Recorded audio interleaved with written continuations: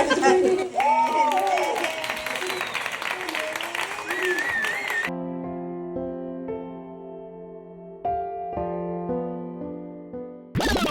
Ngayong araw, isi-celebrate namin yung graduation ni Sab. Actually, nung Friday pa yung graduation niya, pero since weekdays, may mga trabaho kaming lahat, may mga pasok kami, hindi kami naka-attend. Kaya para makabawi, si Mama, naisipan niyang i-treat yung apo niya dahil yun lang naman ang request niya, kumain sa labas. Pero dahil pabigat tayo, syempre, sasama tayo, magpapabigat tayo doon. So yun na nga, nakausap namin si Sab after graduation and nagre-request siya ng gift. Siyempre bilang mabait kami ni Ninang Thea, may naisip kaming ibigay sa kanya. Kung alam niyo yung nauusong sinasabit dito pag graduation, ayun yung ibibigay namin sa kanya mamaya. Sab, congrats Sab! Sab! Teka, hindi pa ka sa'yo. Ano po yan? Tama ka dito. Dahil gumraduate ka, at meron kang highest honor, merong special something na ibibigay sa'yo si Ninang sa kasidada. Di ba sabi mo na gusto mo ng gift?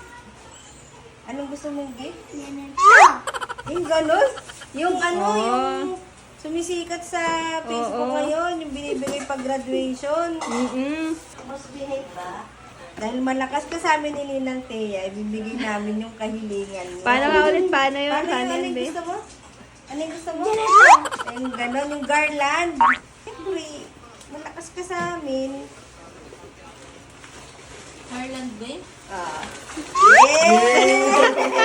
Yes! Oh, garland. Oh, tayo ka, tayo. Ten, meron pa. Ten. Ba't parang iba naman yan, Da? Parang iba naman yan. Garland to, di ba? Ano ba yan? Oh. Mahaba yan din. Oh, garland. Pwede ka na magtinda sa labas, be. Pagdag mo sa paninda mo. Ano niya, I-model dapat mo. Oh. Hindi.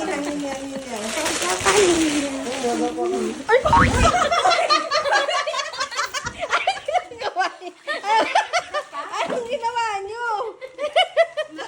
Out of balance. Mabigat yung garland mo, be.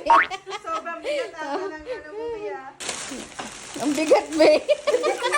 O, paano kunyari, yung nagmamarcha ka ng graduation, galing ganon. Oh. Ten.